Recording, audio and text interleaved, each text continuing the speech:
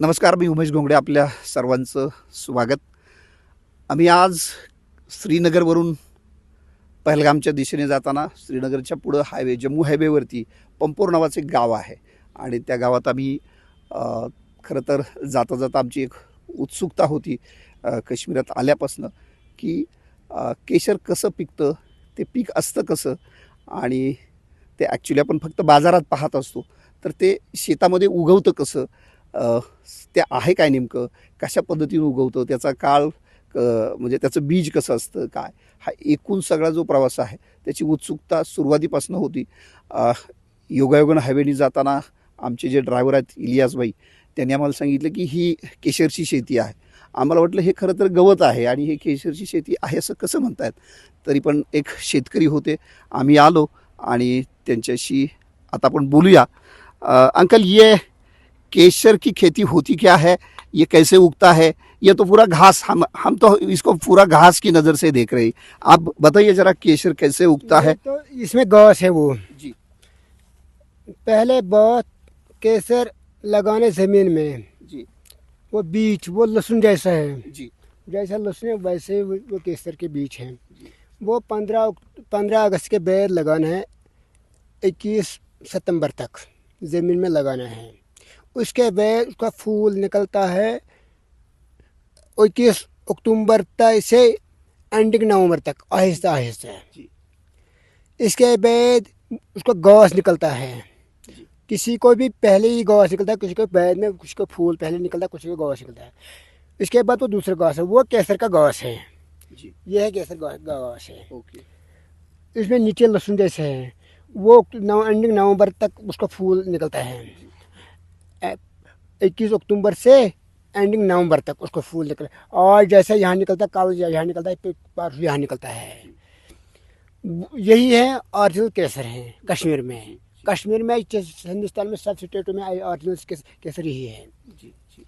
अभी आपने बोला कि ये ज़मीन के नीचे होता है और उसका जो लहसुनी जैसा नीचे, कितने नीचे होता है ज़मीन में वो तकरीबन 7 से 8 इंच तक, 6 से 8 इंच तक। 6 और अगर ऊंचा रखना, उसको धूप से ज़्यादा खराब होता है। जी जी. जिसको हम ओरिजिनल केसर बोलते हैं, वो इसी एरिया में, ये वो इसी पंपोर एरिया में, पहलगाम पंपोर या पंपोर में ही है. पंपोरा में नहीं, बस खाली वो 25 गाँव में है। 25 गाँव में, 25 गाँव में है। जी जो पुलवामा है ना, जी. उसी में 25 गाँव पूरे नहीं है आज। जी. आज बस खास 10-12 गाँव में है। 12 गाँव में है. 10-12 गाँव ओरिजिनल केसर मिलता है। बाकी जो बोलता है वो ओरिजिनल नहीं है। ओरिजिनल मिलता है यहाँ के लोग खुद खेती बाड़ी करते हैं। अभी ये जो केसर मिलता है, वो बाजार में जो आप बिकते हैं, वो कैसे किलो में जाता है एज अ फार्मर, शेतकरी से? वो तो ये ग्राम के हिसाब से, वो ग्राम पे किलो. किलो वो ओरिजिनल मिलता है 400 रुपये ग्राम। 400 रुपये ग्राम ओरिजिनल मिलता है. ओरिजिनल। जी जी जी. अगर जितना इसका मेहनत है लगता है ना, खोदने, खाद वाद, हल चलाने, वो 420 को 1 ग्राम को कम है। जी जी जी. धूप की वजह से बारिश, पिछले साल बारिश नहीं पड़ती। जी. जब बारिश के मौसम में ना, उसको ये पूरा बारिश पे ही निर्भर रहता है या पानी देना पड़ता है इसको? इसका पानी देना पड़ता है। हमको यहाँ तो सिस्टम है नहीं। जी जी पानी का सिस्टम गवर्नमेंट ने बनाया, एग्रीकल्चर ने बनाया, जी. वो फेल हो गया यहाँ पे। जी जी जी. वो सिस्टम फेल हो गया।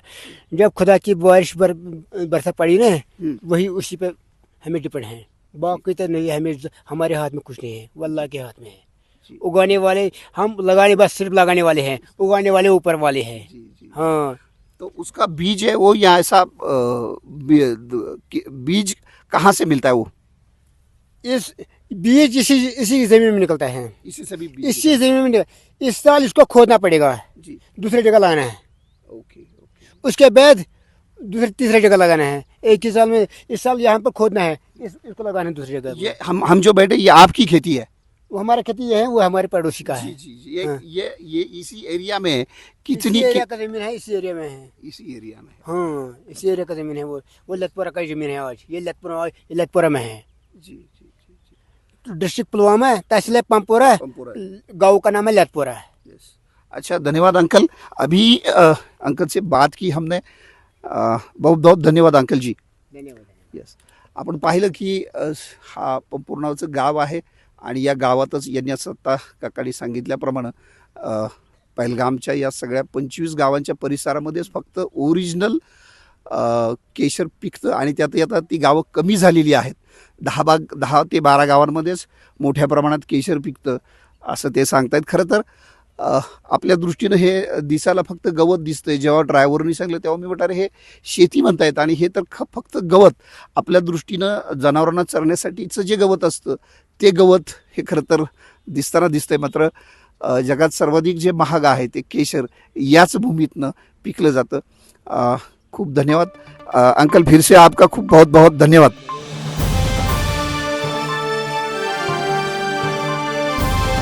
समाजकारण, प्रशासन आणि राजकारणातल्या अचूक विश्लेषणासाठी बखर लाईव्हच्या सोशल मीडिया प्लॅटफॉर्म्सना लाईक, फॉलो आणि सबस्क्राईब करा.